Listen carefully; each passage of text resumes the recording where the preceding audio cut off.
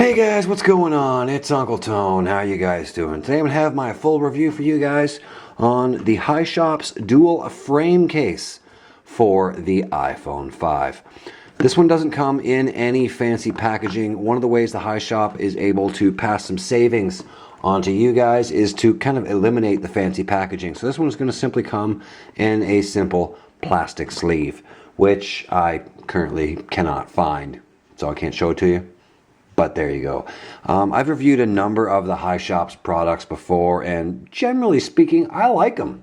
They provide you with a pretty good value for a pretty good product, and you really can't beat that nowadays. And this one is no exception. The dual frame case is available in a bunch of different colors. You can pick it up in gray, white, orange, red, and purple. And the best thing about this case is it is available for only $6.95. It's $7. You can't really beat $7, guys. Cool beans.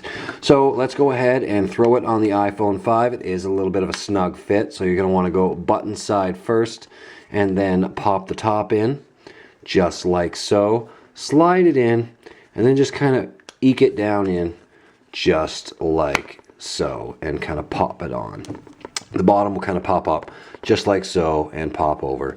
And there you go. It is fully installed on the iPhone 5. And now people are tweeting me. Cool beans.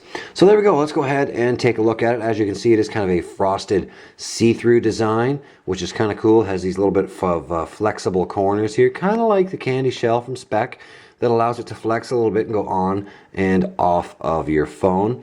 Your sleep-wake button is covered, but does provide very good feedback. When you press it, you can feel it click down, and it feels pretty good. So there you go. Moving around here to the side, you have a very generous cutout for your vibrate switch, and given the fact that this case is fairly thin, it's not really bulky, it's pretty slim, doesn't add a whole lot of bulk to the phone itself. Getting to the vibrate switch is very simple, very easy, no problems there whatsoever. Your volume buttons are also covered with the same material as the top of the phone. Again, very easy to press, no problems whatsoever. I didn't have any issues with it whatsoever. Taking a look at the camera cutout on the back, that was one of my complaints, was the camera cutout on the back is kind of really huge. It's definitely much larger than it needed to be. It would have been cool if they could have made it a little bit smaller, kind of gone to the edge of the aluminum there on the back of the iPhone, made it a little bit smaller, since I don't think we really need that big of a space between, around the camera to interfere with flash and so on and so forth. Especially now that we have the secondary mic between the flash and the lens, it kind of separates them a little bit farther apart. And I haven't really had much of an issue with flashback on the iPhone 5, so it might have been nice if the camera cutout was a little bit smaller, but there you go. Moving down here to the bottom, you have one large, kind of tapered and shaped cutout for your headphone jack, speaker, microphone, and lightning port connector. My only issue here really was this might become a little bit saggy over time. I'm not too sure. The other thing about this one is it does lift screen shields just a little bit. If your screen shield isn't perfectly centered on your phone, this one does come up onto the edge of the glass a little bit, so it will lift screen shields just a little bit.